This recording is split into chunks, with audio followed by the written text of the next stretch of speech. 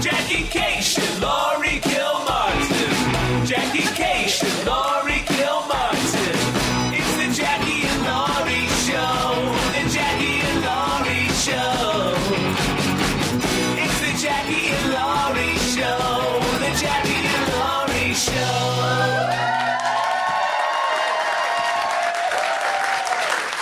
Sketchfest. Yes. San Francisco. It's our second live one in a row. In a row, that's right. We don't do a lot of live ones. I mean, you and I are barely conscious half the time when we do them anyway. Right. But here we are. The Max Fun has brought us live shows for some reason. Nope, we planned it before. We brought them. But we're bringing them along now because we're with Max Fun thing now. Yeah.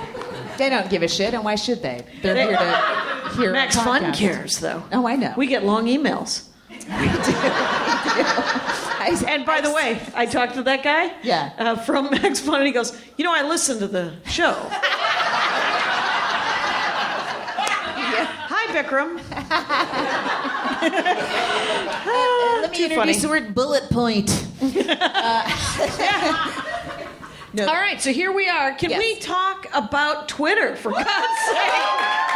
Hello. I know you're enraged about your show last night, but I know. I'm enraged at myself as well. I should be. Oh, people who saw were. People were. We'll there. get to that. We'll get to it. Okay, so this started right as of now. I'm banned from Twitter. Yeah.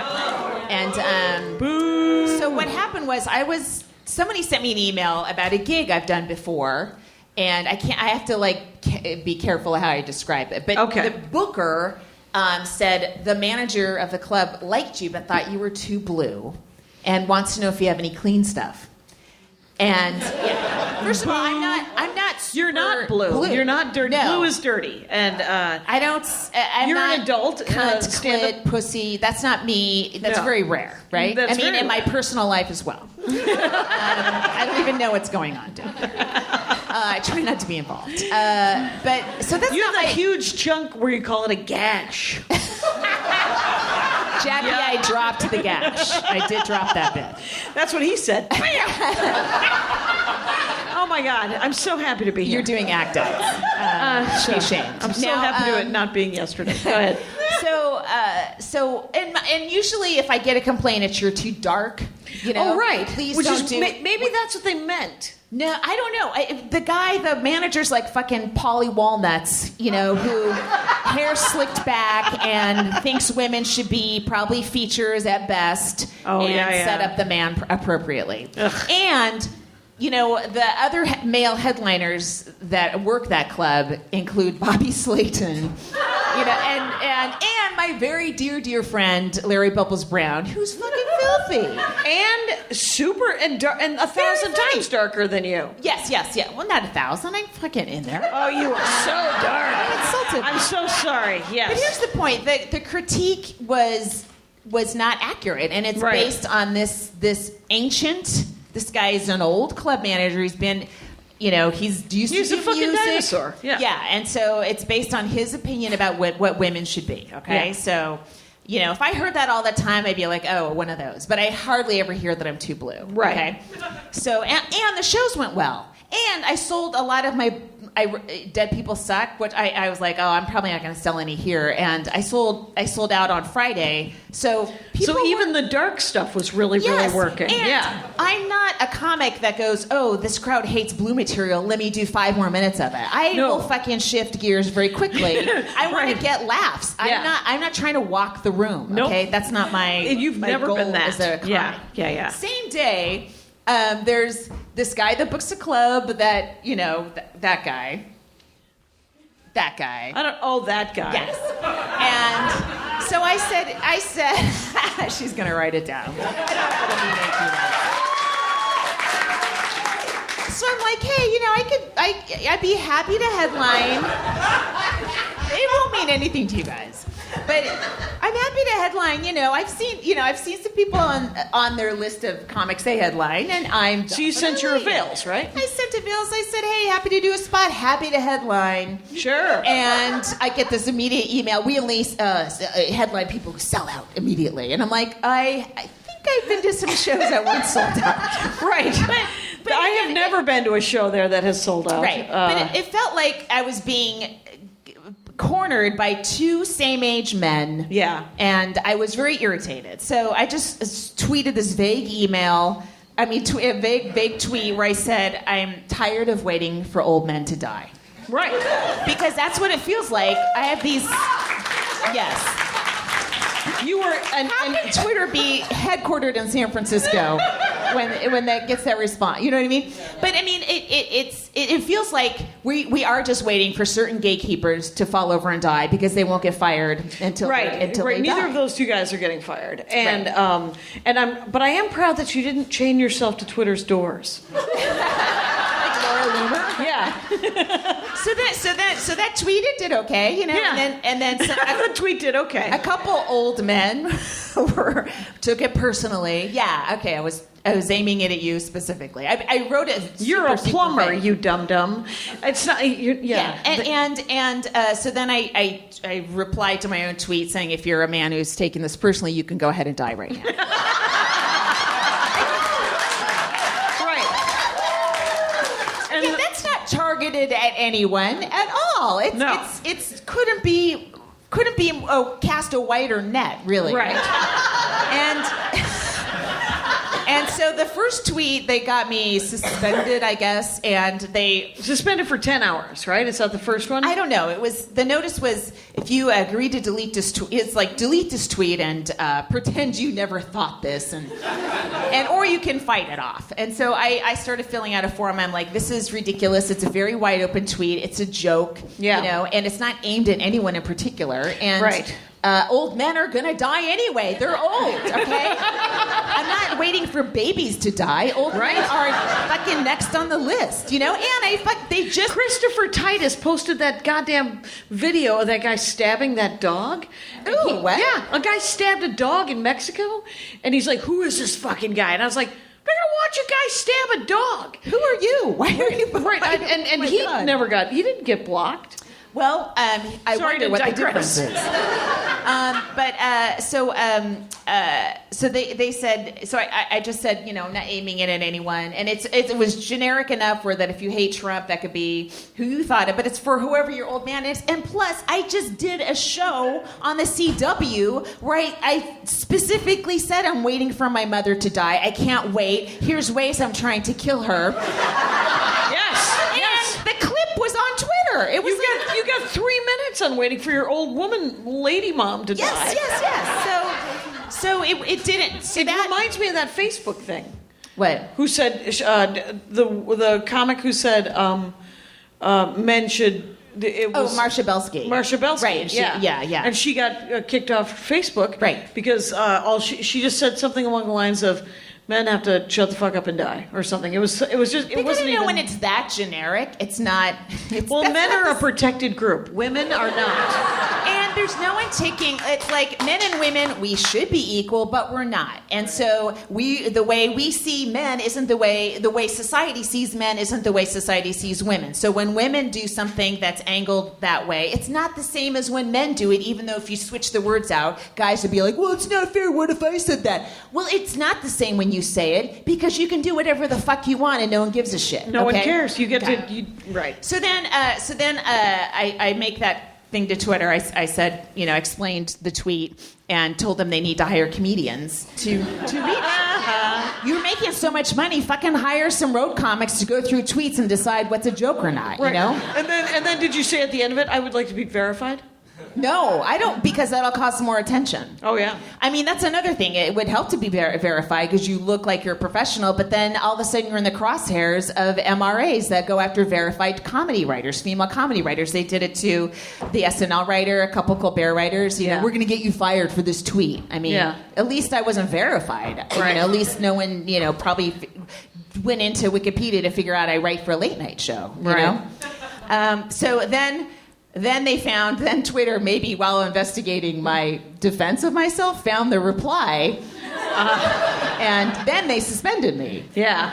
Yeah. So you don't know when that'll undo? I don't know when that will undo. And I just... have you already finished a third book because you're not tweeting all the time? Here's the thing. I took Twitter off my phone the day before because I was like, what am I turning into? You know, I'm just like, and it's not even writing a tweet. It's like looking to see how it's doing and stuff, and reading the news, but not reading the entire article, just getting the gist of it. And so I'm not. I don't know. I just didn't like the bite-sized brain I'm creating here. Right. When So I took it off and I started reading the full Washington Post article. To me, that's like reading a novel now. I read to the end and the full New York Times article on various things that are going on, various Trump articles. If you want to get like the New Yorker, there's a Dork Forest code. Oh, I can't handle the New Yorker. Not yet. No, that's like reading an encyclopedia. Yeah, I'm not that. But 12 weeks for $6, you guce. I'm not that good. With a Ranger code. So anyway, let's buy a code, you guys.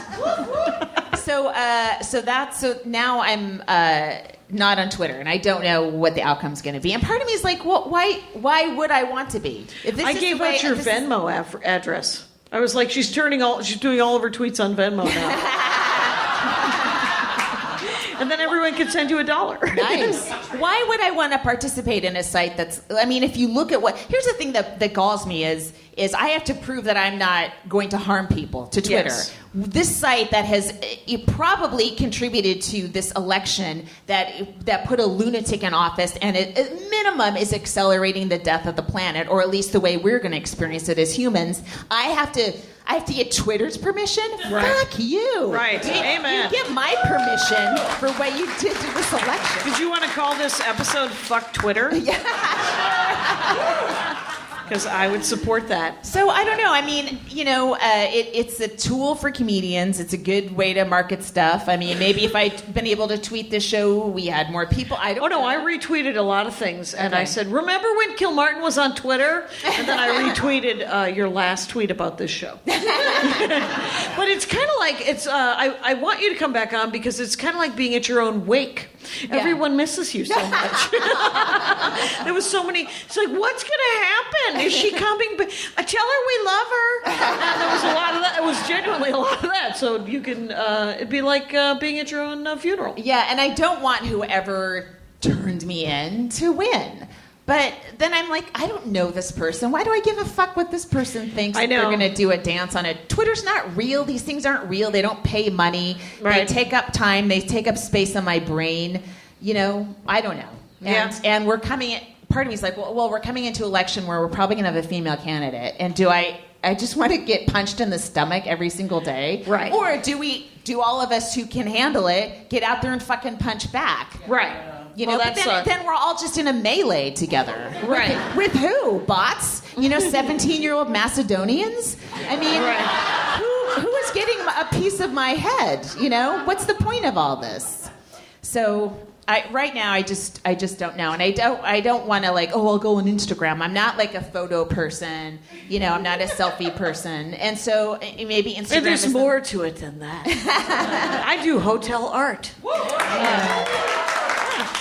And clearly there's nothing funnier to me than the fact that people look forward to hotel art.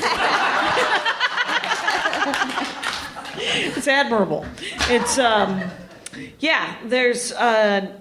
That's nuts. Yeah. I don't know what you should do, but I know that your tweets are amazing. So I would be disappointed. They're just who fucking cares? They're little words on a fucking website but they're go funny. Away in 10 seconds. I know, but they're funny, and sometimes I do a screenshot and put them on Facebook. Oh, hello. And then but you're tagged. And thank you. Okay, so let's talk about my Sketchfest. Okay. Yes. So I did 2 shows yesterday. I did Nato and Moshe Kasher. Nato Green, Moshe Kasher have a show called Iron Comic. Have you ever done it? I don't think so. Okay, it's like Iron Chef in the way that it's you get suggestions from the audience. They go through them. They make fun of at least 30 of them and say, we're not doing this. And then they throw it on the ground. And very fun. And then you and too many other comics, but super fun. It was actually... So some people in the audience were at that show last night? Yeah. There's lots of... a lot of emotion from stage left. Yeah, it was... but it ended up being really fun, but there were a lot of comics, and it was weird topics and quite honestly, the only one taking it seriously seemed to be Amy Miller.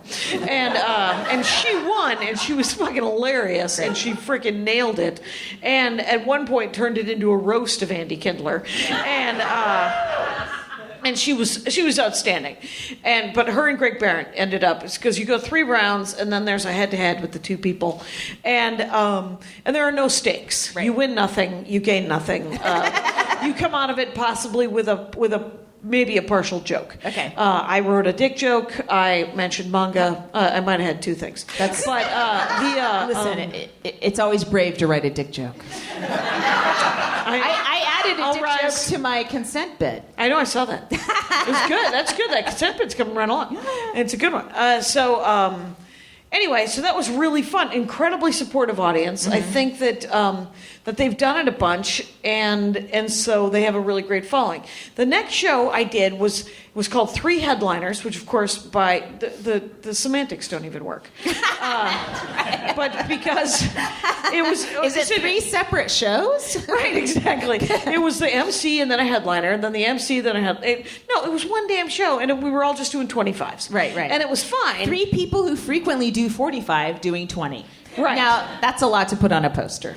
It is. It's hard to change the names. And so it was. It was me, Andy Kindler, and Kevin Pollak. Okay. And Kevin Pollak is very much a storyteller, and said he hadn't done it in a while, but he was fine, except for that he got up, he did a lot of stories, and he was entertaining enough. So was it stories about famous people? Somewhat. Okay. There were some stories about famous people, and then he did some impressions like he always does. Okay. And those were fun. But it was fun, but it wasn't. Who were the impressions? Don't know. Okay. Did you not know who they were? I didn't know who they were. Johnny Carson. Oh, he did an impression of Johnny Carson and Christopher Walken. Columbo, yeah. The Columbo guy. What? Oh my God. Well, those are the classics. Now, you can't go wrong with classics. Columbo. Yeah. Marlon Brando. Brando, still alive? So, yeah, it's all good. Okay. Johnny Carson's dead. The Christopher Walken is under 80. Right. Well, the thing is what was interesting and what was funny were these stories, and they were fascinating sort of show busy stories, but it wasn't straight stand up, and it wasn't even storytelling stand up, where because I tend to do a more storytelling stand up where it's a story with punchlines peppered through it, and so it started at 10:30. It actually started at 10:40. The kid did 10-15 minutes to begin, and then at what club? Cobb's. So Cobb's is a gigantic room. It is a tough room to do comedy in. I'm doing a set tonight. It's just huge. It's got these vaulted ceilings. Yes, and there's people up and down, and so you have to have a lot of energy to capture everyone. Right, and everyone was tired, and the NATO show was so fun. Yeah. And so casual. Was that also at Cobb's? It was also at Cobb's right before it, and it was also full. Yeah. So they were both full, but the second audience was just tireder. Everyone was sleepier. They were in this rhythm of sort of going, oh, that's an interesting story. Right. And then I got up and I tried to fill a cavernous room with stand-up comedy, which I could not do, and then I became enraged. I was so full of rage that when I got off stage, I was so mad at myself, I had to leave. I was like, because you had followed, you had followed a lot of maybe not laugh out loud performances. Right, they were laughing so and then they were listening. A tired audience that hadn't been prepared and maybe was getting restless. Yeah, and they're still restless the day after. The day after, they're like, we were a little restless, we were sleepy. Yes, angry audience. That's never what you want. You don't want restless and tired. And I could not, and I couldn't be big enough to warm them up, bring them back to stand-up comedy, and fill that room. I couldn't do it, and I tried, and then I turned on them, And I have not been that mad at a stand-up show since I did Ireland 2 years ago. Wow. And the thing is the only thing that fixes that is another set. So I was glad to do a set before this show. Yeah. Because you guys just like me. And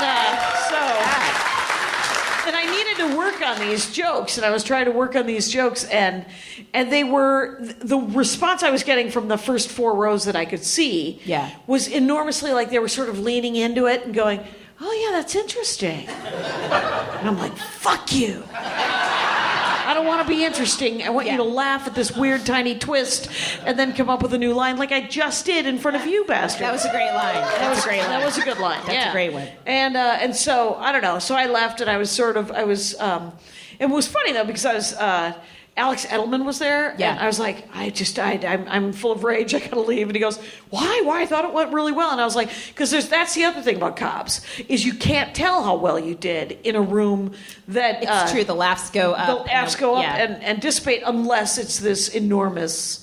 unless it's super...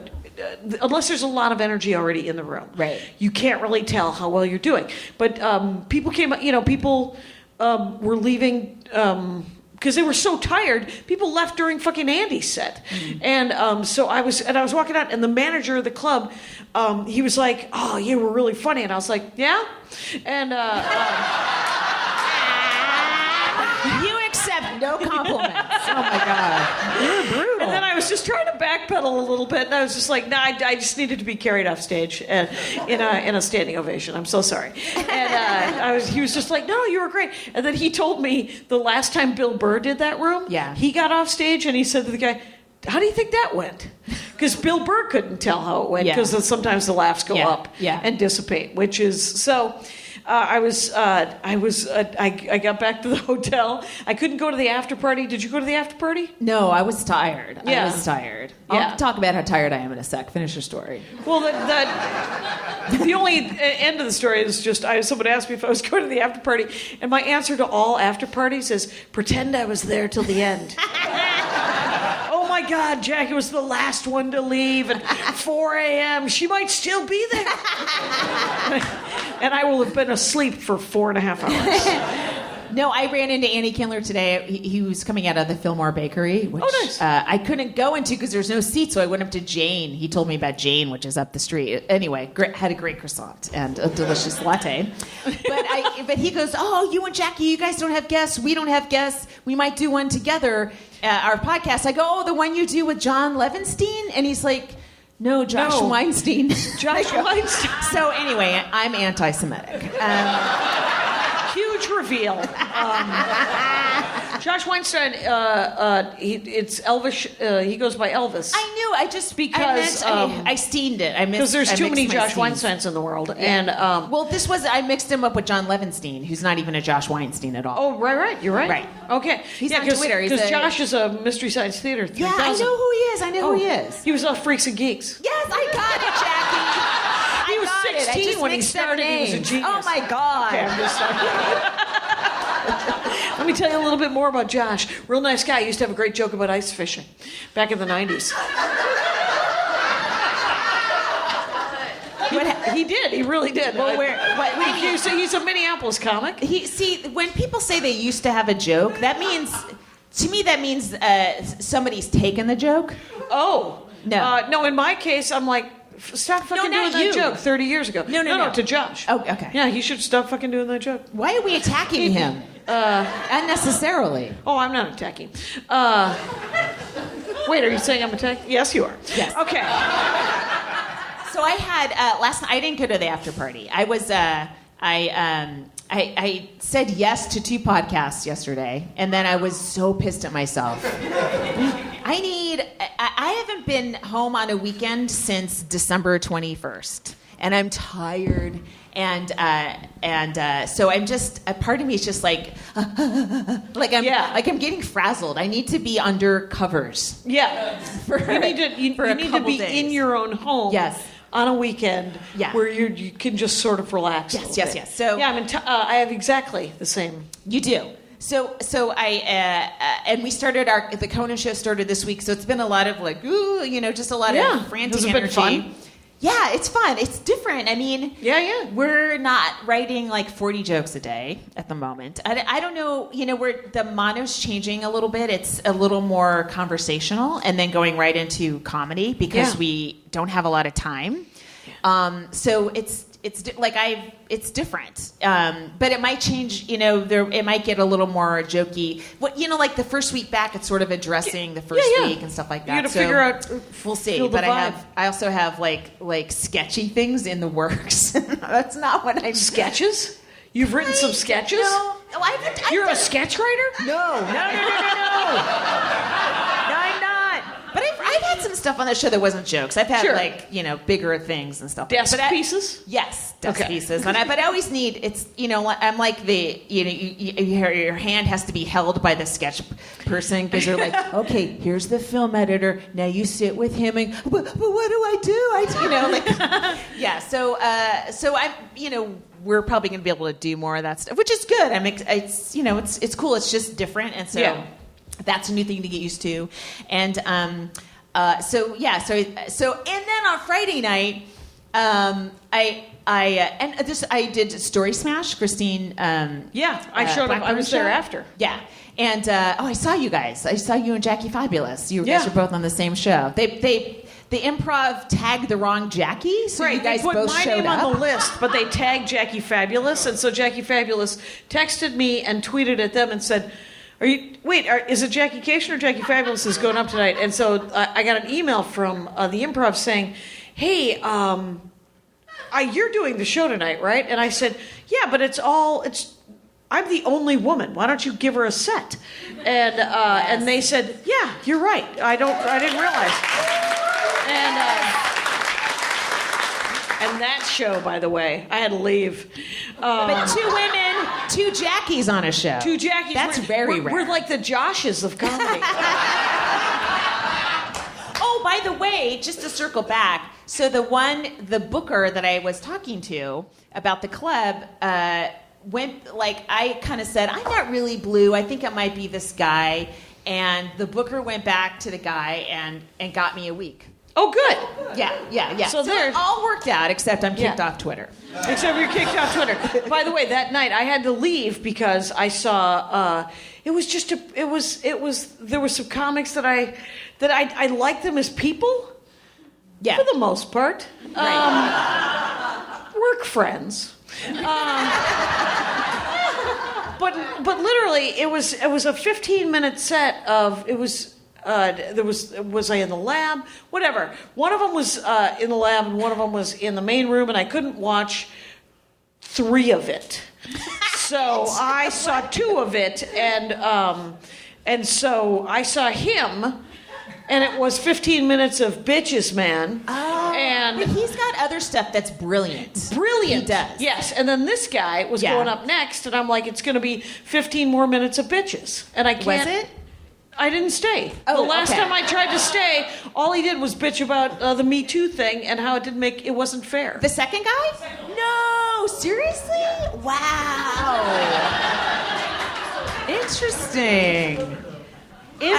And bullshit. But it's also, every time there's a complaint, I'm like, what did you do? Right, exactly, right? And the thing is, you slapped an ass once. That's not what I'm talking about. Yeah. But stop doing that too, obviously. Yeah. They either don't get it or they did something. Either they did something or they're they stood next to Kevin Spacey and didn't stop it, right? Well, so I did Story Smash, which is a panel show, like you're judging stories. Yeah. And how was that? She's wanted me to do it. She's great, and it's fun. But I realized, I don't love being part of a panel, and I haven't since Tough Crowd, where you're basically fighting to get a word in, but not. In this case, was a little more formalized, so it was fun. But I'm like, oh, this isn't my natural state on stage. Even sitting here next to you, I want to stab you and get you off stage. So I was going to say, this is the tiniest of all panels, and you're always uncomfortable. I know. So as a performer, my natural state is to be alone, right? Right, for you too as well. Yeah, oh, for sure. We're not a team act, and so and wait, didn't somebody ask us if we could both do a thing? Yes, on stage together as comics. Oh my God, absolutely not. Absolutely not. Like Sonny and Cher. No. Can I be the captain? One then the other. Yes, okay? That's right, So back to stand-up's back. a solo thing. It's a solo activity. So I was like a little antsy, like just personally antsy from sharing the stage because I'm selfish, okay? And then I realized as I'm doing these 2 other podcasts, I'm like, I've had like 3 of these experiences in 20 hours where I'm not the center of attention. Yes. But I'm sharing mics and I don't like it. And you had to share a mic? well, sharing, you know what I mean? Like sharing the audience, right? But I literally sharing a mic is the worst. No, that's bad. But so I that sort of causes me this weird anxiety that probably no one could understand, and everyone would think. You know who's really good at sharing mics? Who? Improv people. I've actually I don't like them. I've been on a panel with improv people where they've known when to pause so that someone else can talk. Yeah. And I literally have had to put the mic down so that I didn't just jump into every gap that was organically created by people who were clearly raised by nice people. But also comedically, they learned that's what their job is, to listen to each other and find shit, and that's why they all make a lot of money working for The Office or creating TV shows, because they know how to do that. Yeah. Stand-ups. I'm on stage, and if there's a fire out there, I have to in the audience, I immediately piss on the person and put it out. It's not. I wondered if you were going to go with a peeing thing. You did. I did. I just created a new dick joke. I'm clearly in a theme. But Okay. I mean, it's a different energy, and so you're used to just stamping out any potential rebellions. Right. Unlike Right. the improv people. Exactly. So, I mean, it works out better for them in the long run, but it is. It's hard to. It's a learned skill. Yes. And I don't want to learn it. Either. Sadly, But, can I tell you about March? But I know Maria once. Didn't she study with UCB for like Bamford? 2 years ago? Didn't she? Maria's consistently taking 101 improv classes No. from everyone. Yeah, she'll even she took stand-up classes from Judith Shelton, the intro to stand-up class. When? Last year. What the fuck? Yeah. Maria's like, well, maybe I'll learn something. And I'm like, maybe you will. Oh my God. I don't want to. I don't want to either. Hey, let us do Comic of the Week before we forget. Oh, right. Yeah. Are we at 30? Yeah. Okay. It's Dina Dina Hashem. Dina Hashem? Yes. DinaHashem _ on Twitter. I'm Unless so it's sorry. Hashem. It's on Twitter. Yeah. It might be Hashem. I wouldn't know It's what's on Dina Twitter. Hashem. I Let's know. not bring it up. Exactly.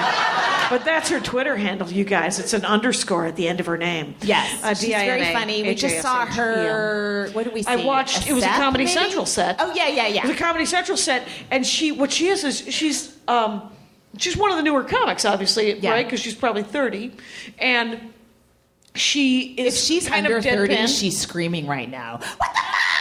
Right, she might be. She's essentially 12. Yeah. And Anyone she's under- super funny. Under 35, to me, you could be 18 to 35. I really can't tell. Right. Everybody and she speaks. She's sort of deadpan, but not deadpan. Yeah. And it can be sexual and it can be dark, but it's also really smart and silly. I fucking love that set on Comedy Central. You get a chance to see Dina Hashem or Hashem. Mm-hmm. I did not hear her being introduced, so I don't remember how to pronounce her name, but it's HASHEM _ on the Twitter and DINA. So she's great. Yes. And then the other thing we might as well do for Max Fun. Yeah, we do two. We're going to promote 2 pods on Max Fun, and they're promoting on their us, network. so. And so they have, And so Amy Mann has a brand new podcast, you guys. Amy Mann and Ted Leo. Yeah. Yeah. She's an amazing musician. Her voice just she does Conan sometimes, and I'm like, ugh. It's called The Art of the Process. I just melt. Her voice is so pretty. It's so pretty. The writing is so. Her new album, which won the Grammy last year. Yeah. I have it. It's outstanding. It's called, but the podcast with Ted Leo is called The Art of Process, and it's bi-week. It's every other week. Oh. Yeah. So Maybe we should. Amy Mann and That sounds delightful. Ted Leo. So that's their podcast, and you're now going to hear them talk about themselves. Hello, this is Amy Mann. And I'm Ted Leo. And we have a podcast called The Art of Process. We're talking about how the creative process is in itself an art form, in our opinion. There are underlying forms and structures that serve as the scaffolding for any creative endeavor. We've been lucky enough over the past year to talk to some of our friends and acquaintances from across the creative spectrum to find out how they actually work. We weirdly don't know as many musicians as you would expect. New episodes will be coming every other Monday, starting January 28th. So please listen and subscribe at MaximumFun.org or wherever you get your podcast. Last week, I was looking at the worst travel day in the history of my life. And so I was supposed to, leaving Boston. We were in Boston last weekend. Do you remember that? It was last fucking weekend. It was last weekend. And JetBlue canceled every flight, like on Friday. I'm like, oh shit, this is awful. Right. And this one's like, yeah, I got my flight's still going. Delta's still going. Every Delta flight's still going. Do you know why? Because it's a real net. It's an actual airline. Yeah, you don't have to be an asshole, okay? Oh, I'm sorry. The impression of me made me think that I was one already. So I'm up, and I was supposed to take a 6 a.m. Amtrak to JFK to try to get on this thing. Yeah. So I'm up at 3 a.m. because I can't sleep the night before I have to wake up. And I'm like, this is going to be awful. It's going to be the first week of Conan, the new Conan. Everything's awful. Right. I'm going to have a 12-hour travel day and then show up for a full day at work. Right. On the first day we're back. Bad. So I'm like, I wonder what's going on at Delta. So I go online. There's a same-day flight back to on Sunday back to LAX for $212. Yeah, one way. And on the Delta. JetBlue flight I just paid for on JFK that I have to get to was like almost $600. Right. I'm like, what the fuck? So then I log into I have Evernote. That's how I used to organize all my Evermiles. So I go into my little Delta file. I have a credit from Acme. When I don't know what happened. I might have bought 2 tickets. I don't know what. I'm very poorly organized. So, but not because you're on Evernote. Yeah, that was for over $300. That was expiring in February of this year. So I was free then. The gods. So I call up Delta. That takes an hour. We're at 4 a.m. now. But they got me on this flight out, and then JetBlue, which is. But wait. Okay. So then JetBlue refunded me for both flights. That was shocking. But good work, JetBlue. Well, they fucking should have. Yeah. But then I still had to pay extra. The JetBlue flight I originally had. And what about the Amtrak? Hold on. One at a time. Okay. What am I, an improv performer that left a gap for you to jump in and fucking tap dance in? I thought you could fight me off. I'd have to piss on you, I'm not a Republican. Go. But JetBlue, I said to the guy who's canceling both these flights, I go, why did you guys cancel? Like Delta's flying. I had multiple options on Delta, same day, and they're open seats on every flight. And he goes, yeah, the FAA made us cancel. JetBlue has low status at Logan, and so they had to cancel all their flights. He sounded really depressed. Well, I'm sure his day was made much more complicated because of it. Wait, then I call Amtrak. I'm like, I'm just going to eat this, And I thought maybe we could make it Amtrak dollars I could use another time. Full refund. Full refund as well. $81, but still. Oh, that's awesome. So that worked out amazing. Yeah, but all that unnecessary trauma, I'm still angry about that. All the worrying, trying to figure it out. When do I fly out of? You got an exit row, too. I did get an exit row. Yep. Thank you for coming back to economy to visit me, asshole. She was in first class on the flight that I was on. I got bumped up to a pod. She was laying flat, supine, sleeping for 6 hours while I was upright in economy. With a lot of leg room. But who brought you peppermint bark Oreos? This one right here. You did, but you didn't want them. That's why you brought them to me, and I know that. And I didn't want them You would be either, but I incorrect. ate them anyway. If you didn't want them, you can fucking... Those are amazing. They were really good. We're friends. You don't know it. All right, so... Okay, so I have been driven mad because of how much I've been traveling. Right. And so Aaron Foley, mutual friend, said, for the love of God, take some time off. Yeah. Take it off. Like, no travel. Just take some time off. And I was like, you mean just be in LA and do sets? And... Yeah, that's what I would take it to mean. I know. And that's what I take it to mean. And she said, no. But okay. And so that's what I did. So I blocked off the first 3 weeks of March and was immediately offered 3 weeks of work in the first 3 weeks of March. See, I would have taken it immediately. Well, I turned it down because I am about to turn into a puddle.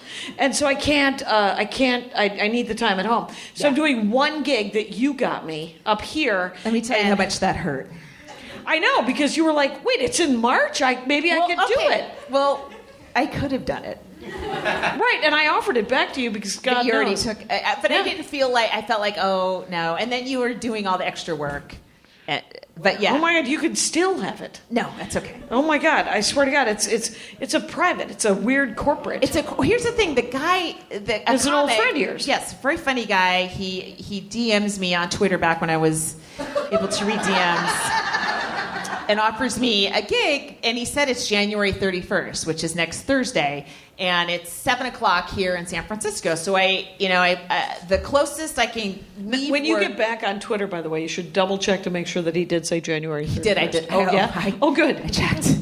And I said, I can't leave. We just started the show, just started back. I can't leave before the show starts taping on the third. Like, we start taping at 4:30. I'd have to leave at like 3 to catch this flight to get there.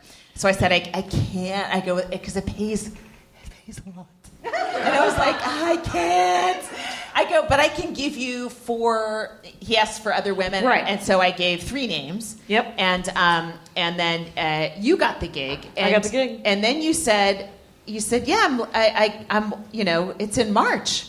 Yeah. And I said, no, it's next Thursday. Right. And he gave me the wrong date. Right. Yeah. And then I swear to God, you can have it. No. No, not because he might do it again. And yeah, it's fine. It's fine. Do you want the 10%? No. For booking it? Yeah. No. You immediately said no and looked that way. I'm like, what the fuck? All right, let's talk about the merch. So we get the bags, and we have notebooks and bags, yes. right? And live shows, they're $10 each. If I have to mail them to you, they will be $20 each because fuck you. Well, it's not that bad, but I mean the thing is, it's like it's a pain in the ass. Who wants to mail stuff? Well, because to mail anything, it's anywhere between like $2.66 to $4.64. Right, you got to write the address, and there's an envelope that's 50 to 75 cents, blah, blah. And then above and beyond that, there's me leaving. So what I do, the house, to go and drop them off places. Right. Now, so I tell you that I'm doing this. We get like 10 or 20 orders or something. Well, you did. No one asked me for anything. No, that's because your email address is for some reason not as memorable as Jackie@JackieCation.com. And but whatever. So people are PayPaling me and Venmoing me, and we're doing it, and it's fine. And so I'm keeping sort of a spreadsheet of what it is, so I can give you your half of the money. And so I'm writing it out, and so I write to you, and I say, I don't want to just split the profit with you. I want more money. And you say, well, I agree. Just do whatever you think is right so that you're not mad at me. And let me know. And I was like, no, I don't like that sort of. And so... Well, so I called my sister. Did you want pushback? No, I don't know what I wanted, but I called my sister for like an algorithm. And and so my sister says, well, I have a good variable of what to pay yourself. And so she told it to me. It was very complicated, and it seemed enormously fair. And I was like, or She said, or you could just pay yourself an hourly. And I was like, yeah, I'm going to do that. Yeah. And so, because the variable was based on what the postage, whatever. Oh, no. And there was If such you a don't want project. to do it, and there's no reason you should. Right. We should just hire someone to. Well, and Max Fun will fulfill. Max Fun said that they have a merch option. Okay. So we'll figure it out. But, and then I was telling you about the money, and you said something that just sent chills down my back because of how I was raised. You said, well, you're so honest, and you're just going to be so honest about this. And I was like, who are you talking to? You can't possibly. You used to be a thief. I totally forgot. Yeah, I spend all of my time trying not to commit crimes. I spend every waking moment going, am I a monster? Not today.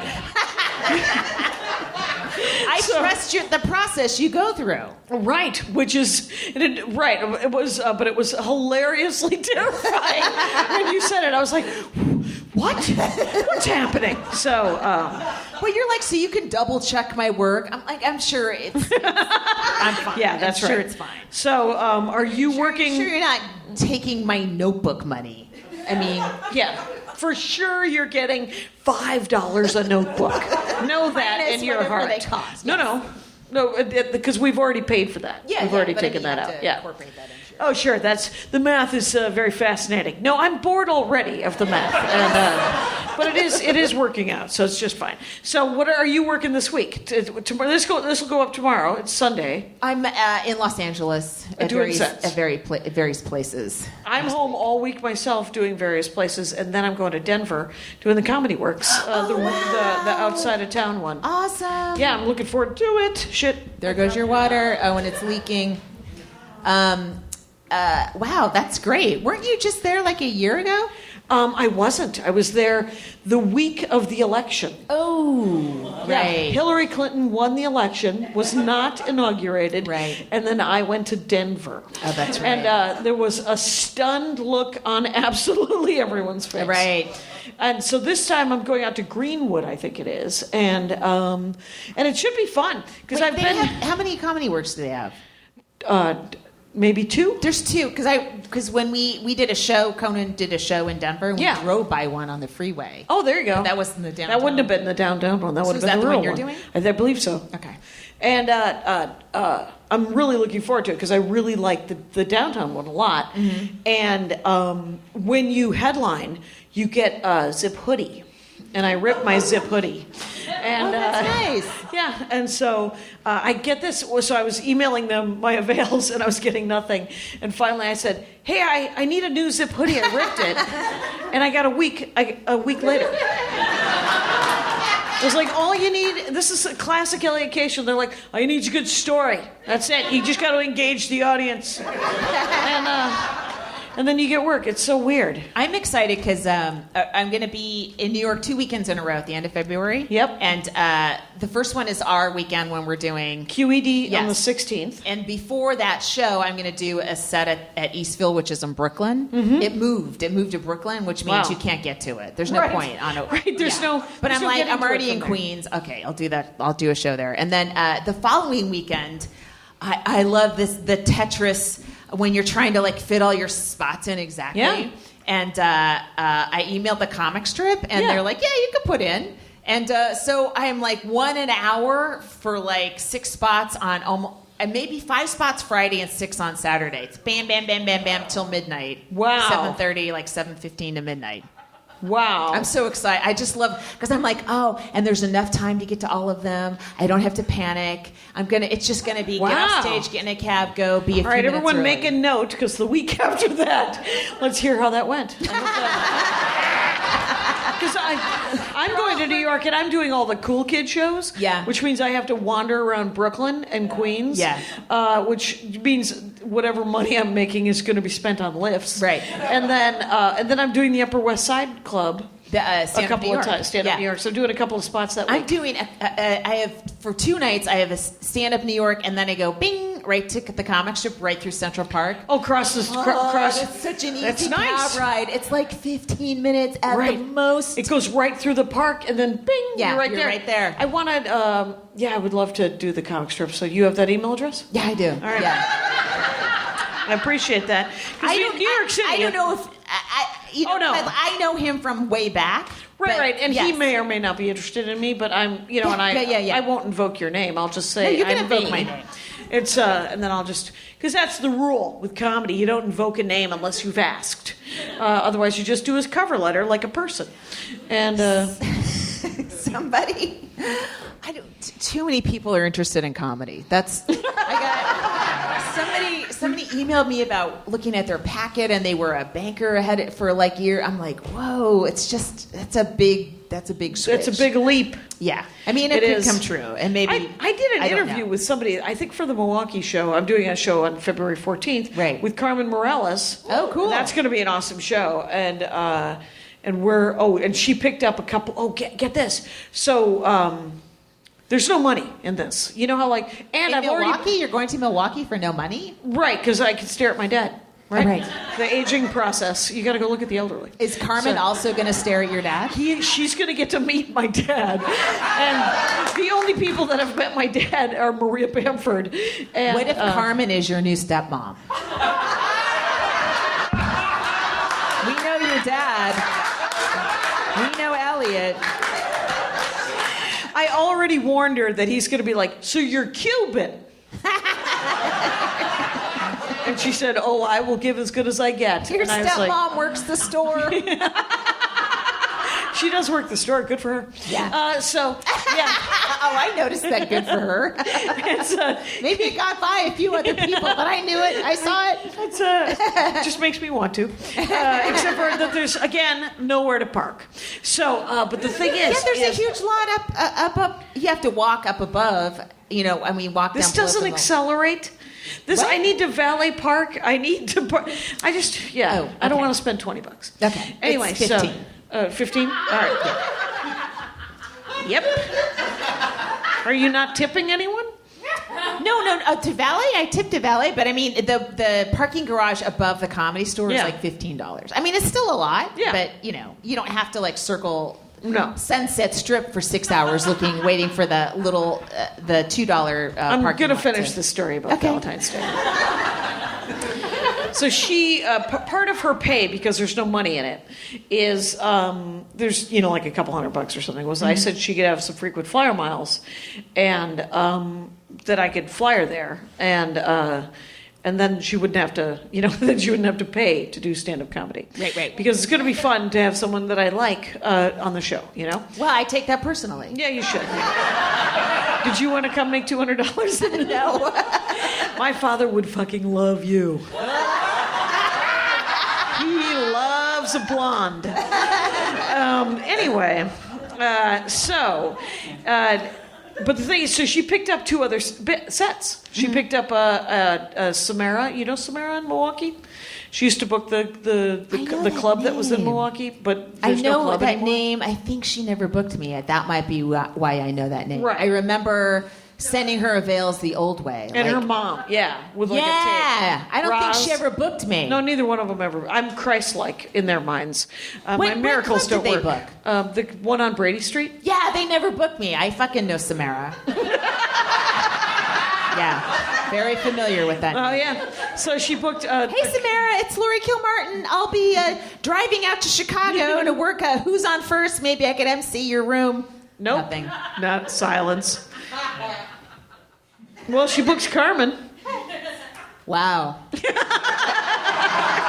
Wow. But she booked Carmen in Sheboygan or some weird city in Wisconsin, and then up at the top of Wisconsin, and I think they only pay, I don't know what they pay, but I was like, wait, is the feature going to drive you? And she said, allow me to call you right back. And so she gets back. She's like, yes, the feature will drive, and I'll give them. And so I had to change her flight. And get this, so I changed her flight, and I got 24,000 points back. It was somehow cheaper. Oh, yeah.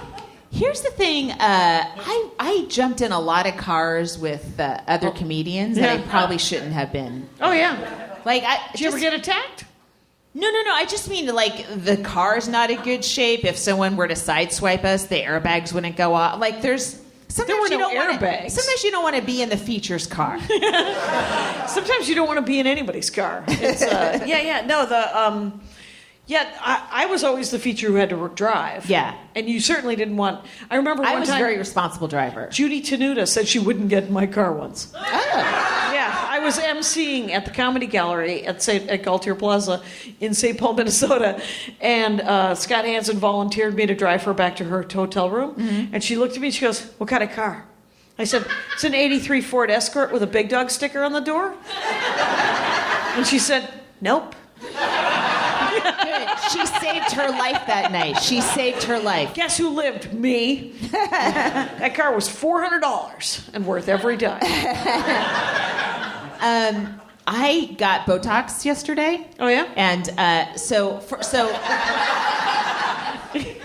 today's Sunday, right? Yeah, Friday. Okay. So I brought the clip of me on the CW, and I said, "What the fuck is happening with my neck?" Oh. Because I don't know. I mean, don't look at it now.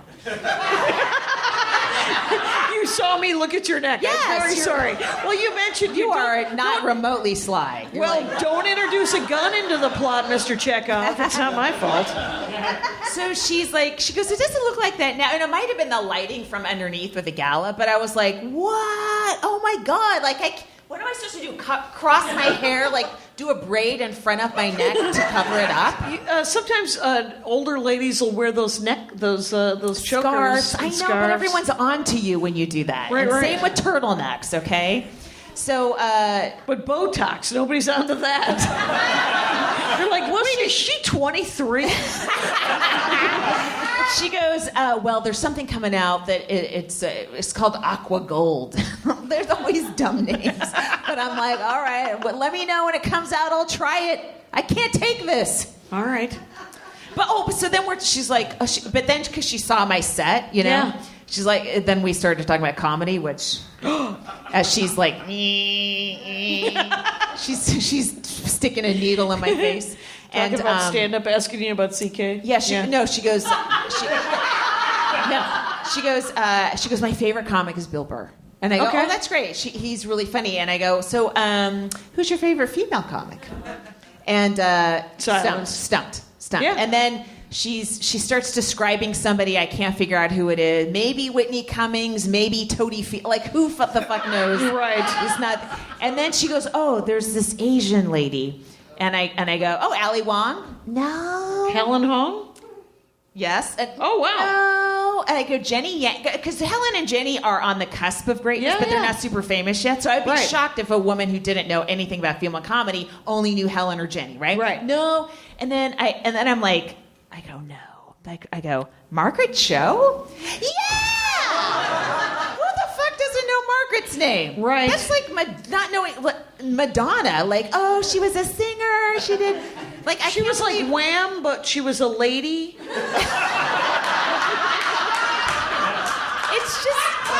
It's crazy that you'd have to struggle with that name, and you think Is you're it dropping. Irene too? I mean, it would have been so great if you just kept naming different women. Of course, it's not Margaret Cho. You know Margaret Cho's name. Oh, by the way, I watched a Netflix comedy special. Whose? Ellen DeGeneres' Relatable. Yes. And guess what? It was relatable.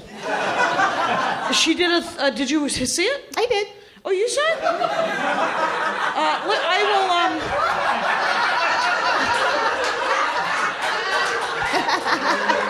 That stepladder joke was hilarious. Yeah, I think I remember that one.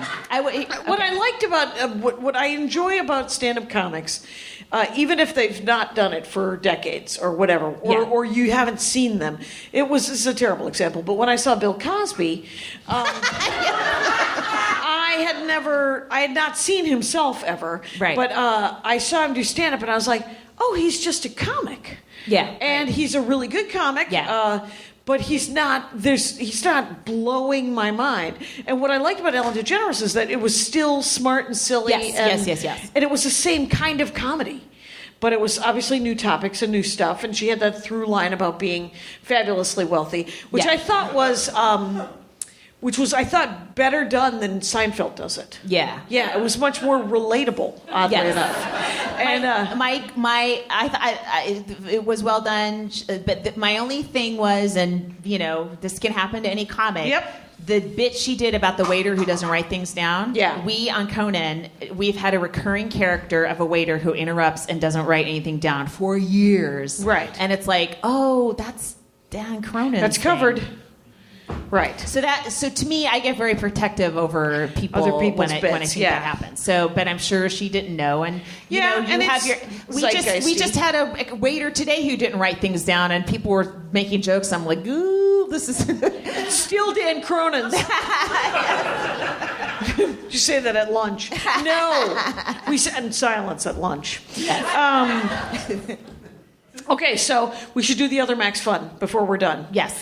And so the other one, it's called Can I Pet Your Dog? Which is the greatest name of a podcast since The Dork Forest. But Can I Pet Your Dog?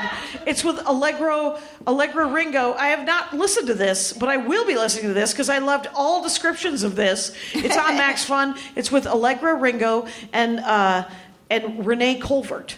And it is essentially, they have dogs. One has a small dog, one has a big dog. They talk about dogs. They talk about the dogs that they've pet that day, the dogs that they've pet in the last week. That is more niche than this show. That's amazing. You should Can I Pet Your Dog with Allegra and Renee. And let's hear them talk about it too. Is there a dog in a car at a bar on the street? Yay! I'm Allegra Ringo, a small dog owner. My dog Pistachio howls when she's excited. And I'm Renee Colvert, a big dog owner. My dog Tugboat tips over when he's sleepy. And we co-host a podcast called Can I Pet Your Dog that airs every Tuesday. We bring you all things dog. Yes, dog news, dog tech, dogs we met this week. We also have pretty famous guests on Butt Legs. We're not going to let them talk about their projects. No. Just want to hear about those dogs. We don't want to hear about your stuff, only your dogs. So join us every Tuesday on Max Fun. Yeah. How much time have we done? Do we know? Yeah, we're almost at an hour because I just saw a red light behind you. Oh, okay. So we have about 3 minutes. This is a terrible thing to close on. Let's do it. Did I talk about that email I got from the lady? No. About what I did. I did my bit about my son putting a finger gun to his head. Did I talk about this on the podcast? No. So I do. My son, when he has a YouTube channel, and I have a joke about it now that I did on the CW thing, where he put a finger gun to his head and pretended to kill himself, and then I sort of make fun of that. And I got an email from somebody. Whose son killed herself, or? Yeah. An all caps email. And it was, it was very, very upset. And she goes, your joke about suicide. And I was like, that's not what I call it. I call it YouTube. But so we went back. I feel like I told you the story, but I just said, I'm really sorry about your son, but I was just joking about my kid. And and then it de-escalated completely, and kind of Good. It was she okay. sort of regrouped a little bit. Yeah. But I mean, comedy is so hard. You don't know how things are going to poke people in a way that you didn't intend, right? And sometimes people you hear a word and you can't hear it in the context that it's meant. Which I understand. I don't know. Yeah. So the Horcrux album, I have that bit about crying during sex. Yeah. And how Andy and I kind of worked it out, and so thank God for Andy. Jeez. Thank God. Yes. It's an RPG joke, you guys. It's a little cosplay, and but I would occasionally get people who would come up and talk to me about either crying during sex or them being attacked.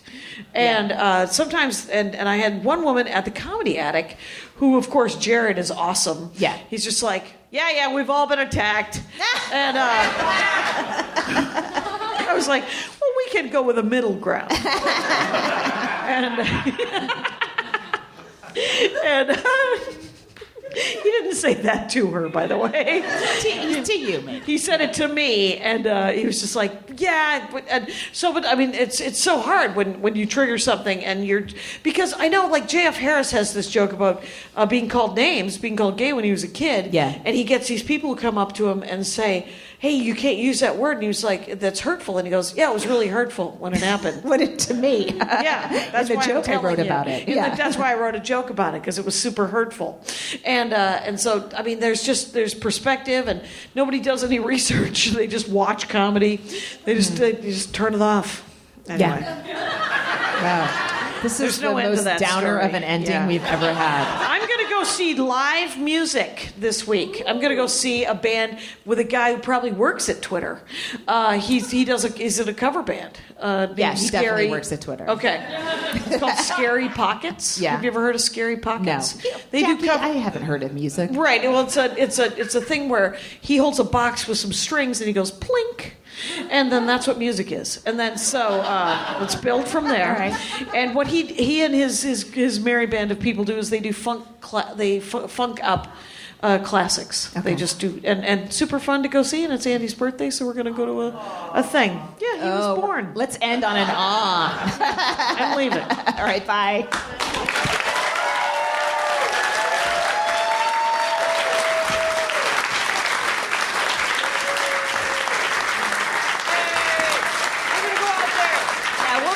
If you want us to sign anything or whatever, thanks for coming out. We really appreciate it. And thanks for listening.